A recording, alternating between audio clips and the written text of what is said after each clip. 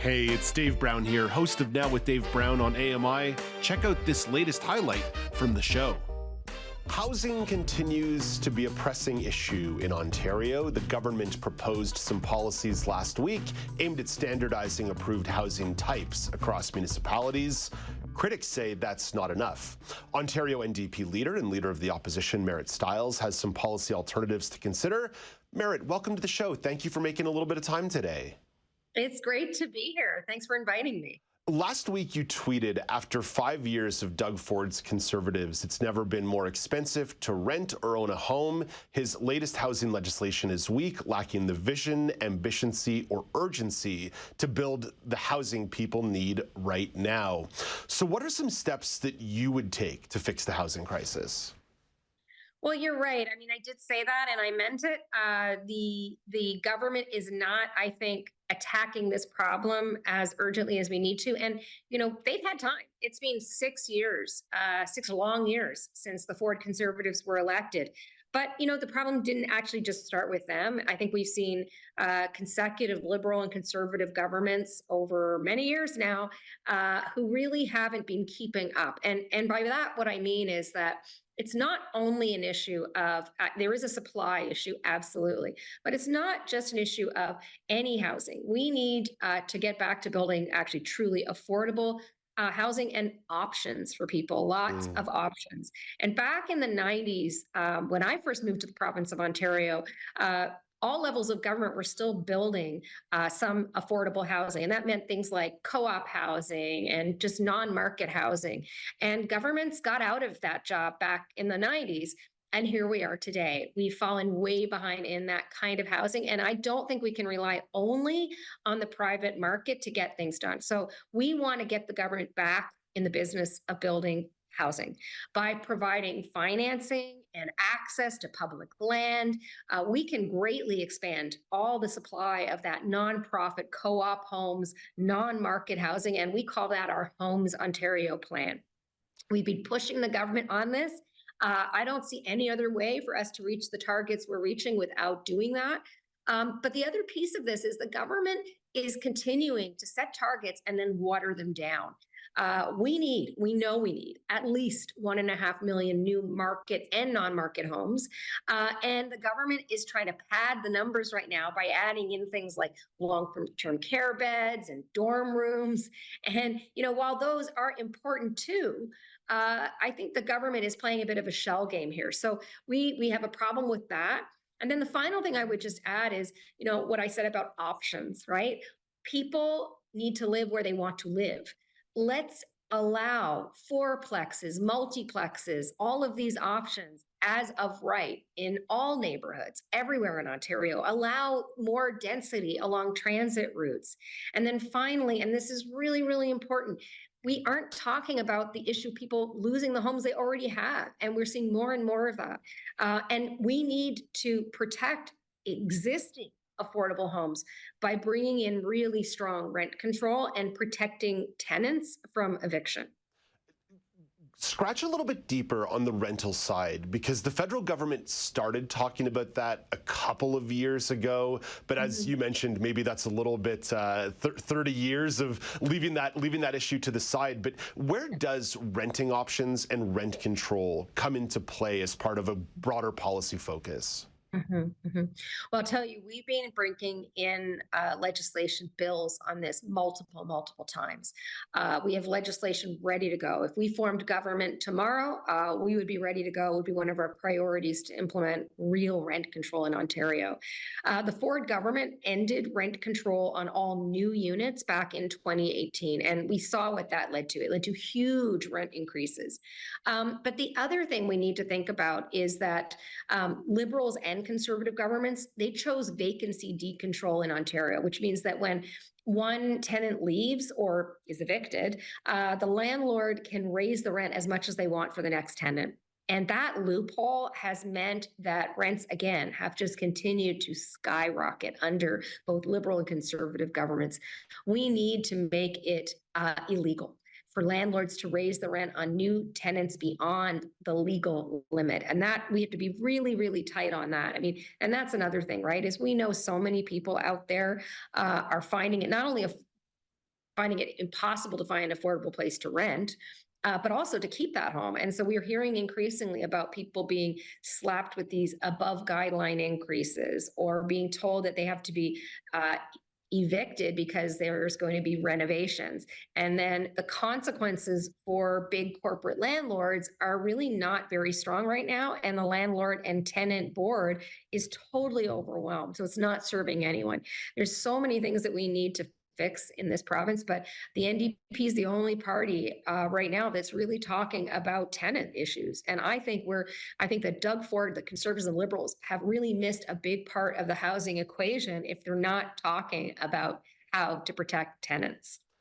Housing is not just an abstract idea. You talked about how people wanting to live where they want to live, density and cool places, or in the case of someone like myself who's legally blind, I need to live close to public transit because public transit's my way to get around. So how do you propose integrating the housing solutions alongside broader infrastructure investments? Yeah.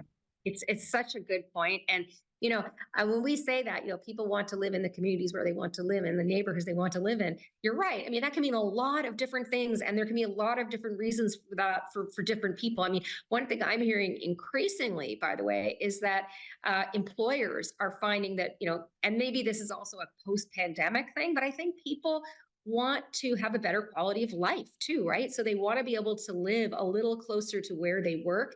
And so things are shifting. They don't want to spend all their time commuting if they don't have to. And so this is changing the way and where people want to live. And I think people are choosing density sometimes more than they used to. But I think Doug Ford and a lot of his party have a really hard time getting their heads around that stuff, because for them it's like, well, why wouldn't everybody want to live in a giant monster home, right?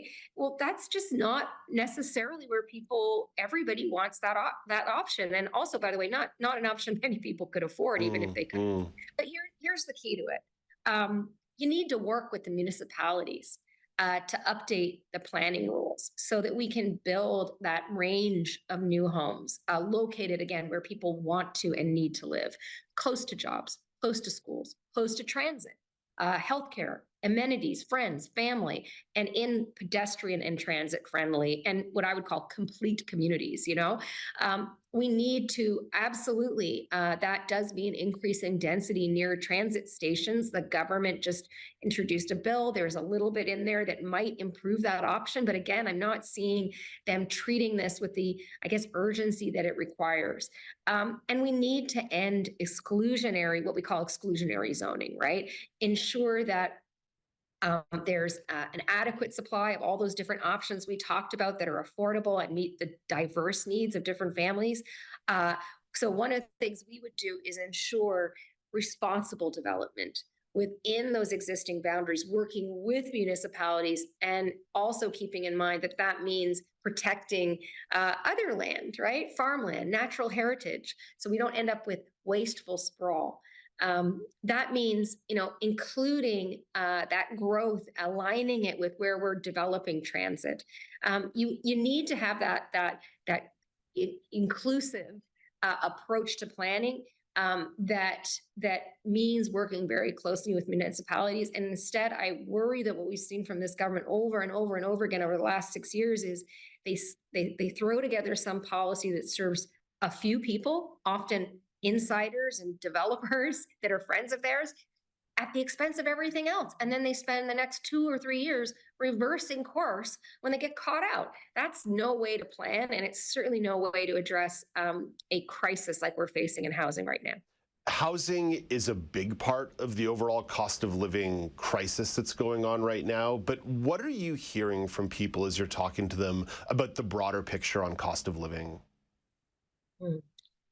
I would say, one of the things that's been really, I would say I expected it as when I became leader of the official opposition NDP, a little over a year ago. I've certainly seen people and how people are struggling. I think most Ontarians are struggling with the cost of living. But as I become leader and I've been traveling in every corner of the province, I can tell you how universal it is. Everybody is struggling in one way or another. It's the rising cost of groceries, of rent, like we talked about, mortgages too, right? People who have a home are struggling to pay their mortgages. every bill just seems to get higher and harder to pay. And the part of that is that wages are not going up at the same rate. And certainly, I think we've seen, and we have started to see more labor unrest around that as well, because workers are saying, look, I can't afford, you've been giving us this 1% increase every year. It's just not going to cut it anymore with the cost of living increase. I cannot feed my family. We're seeing it. And we're seeing, I think, the other piece of that is that while people's wages have not gone up, the big corporations, the wealthiest people, have seen their profits go through the roof. And so there's an inequality there that we have to address as a society. So, in addition to that, what can we do right now as the opposition? What could we do if we were in government? What should government be doing? Well, we should be putting forward concrete solutions that will make life more affordable. Some of the things that we've talked about are like we've just discussed, bringing back rent control, making housing more affordable. It's no question that housing is one of the biggest issues when it comes to affordability. But also so many more things, right? We have the opportunity to have a national childcare program, a $10 a day childcare program province-wide.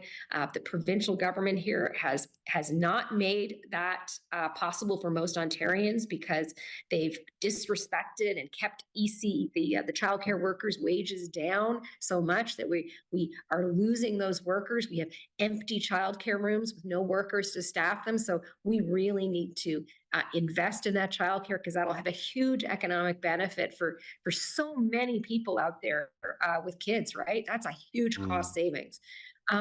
And then we've proposed some other kind of small things that I think would be really helpful, like making home energy more affordable by helping people to lower their home heating bills.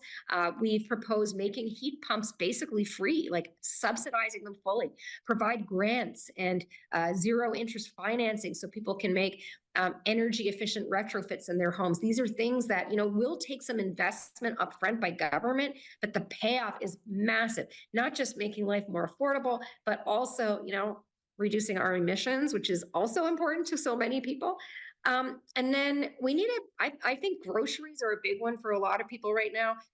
We've proposed creating an independent consumer watchdog so we can stop people from getting ripped off, and a food strategy to support more agricultural jobs, help our farming community. And, I think somebody also just has to be a little tougher with big corporations like Loblaws, because we are seeing them make massive profits and consumers are paying the price. And before I forget, I do not want to forget to mention ODSP, disability and OW rates. There are, I think, roughly 900,000 Ontarians right now who live on some form of social assistance. These low rates are atrocious. They make it impossible for people to afford the necessities of life, food, shelter, medicine, and a 5% increase is just not going to cut it. Marit, I know you've got a very important day job and you've got to get out of here, but I've got one last quick question for you. It's been about a year since you've taken over as leader of the NDP and leader of the opposition. What surprised you about the last year? What's the experience been like? You know what? I won't say it's super surprising, because I've always believed that, I believe in people, right? I think most people are, working as hard as they can to just make a decent living and have a good family life. But what's really struck me all across the province is how many people are, honestly, how nice and people are. And while I think it's been a difficult time for a lot of people, it's hard to find hope sometimes. I'm really blown away by how innovative and creative and frankly, most of the time hopeful people are. And it's a really nice thing about our province. Ontario is just an extraordinary province, very diverse in every respect. And I feel real fortunate to have the job that I have and get to do what I do every day. Marit, thank you for taking the time today. It was a pleasure chatting. Thanks so much. It was great to be here. That's Marit Stiles, Ontario NDP leader and leader of the opposition.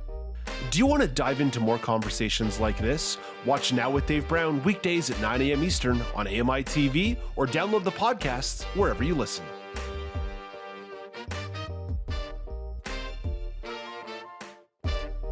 Do you want to dive into more conversations like this? Watch Now with Dave Brown weekdays at 9 a.m. Eastern on AMI.TV or download the podcast wherever you listen.